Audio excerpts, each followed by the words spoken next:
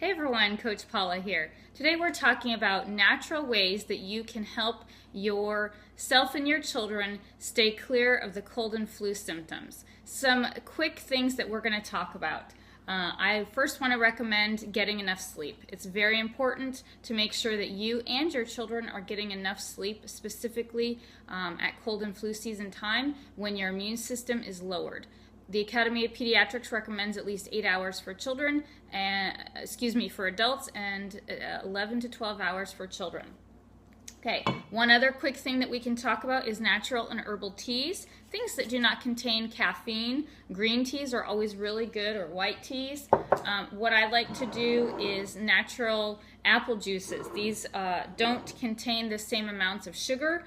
They're completely natural. I happen to get the one that looks like cider. If you look at the bottom, it needs to be shaken up. That's the good kind that you want to get. You want to make sure that it is pretty much what it says it is. Apples and apples and more apples. Yesterday my daughter was sent home from school, and this happens to be her mug, which contained that apple juice. I just found it over in the other room. And what I did for her, actually, because it was her throat that was hurting, is putting in a drop of On Guard.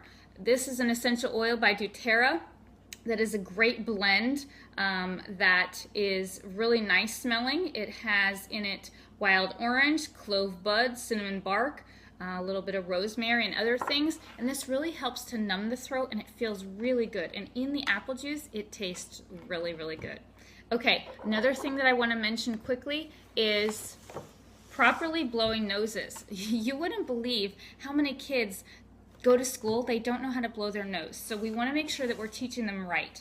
Make sure that they have their Kleenex folded properly, that they're placing it over their nose, and that they are literally using one side, emptying out their nostril, and then same thing on the other side, emptying their nostril.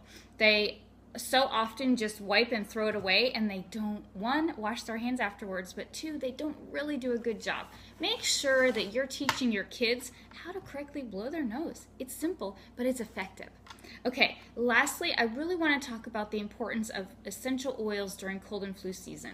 Again, I mentioned On Guard. This is an absolutely great oil to use. Oil of oregano is also fabulous for stopping cold and flu virus in its tracks. A lot of times when you're sick and go to the doctor, they tell you, we're sorry, we can't help you, this is a virus. Well, with things like oregano, you really can get ahead of that and stay well. I also want to make sure that I mention to you the throat drops. These are absolutely great in your first line defense if you're getting on an airplane. All right, well, thanks for joining me. I hope that some of these tips have been helpful to you and that you can pass them on to your children and stay well this cold and flu season. Thanks so much. Bye-bye.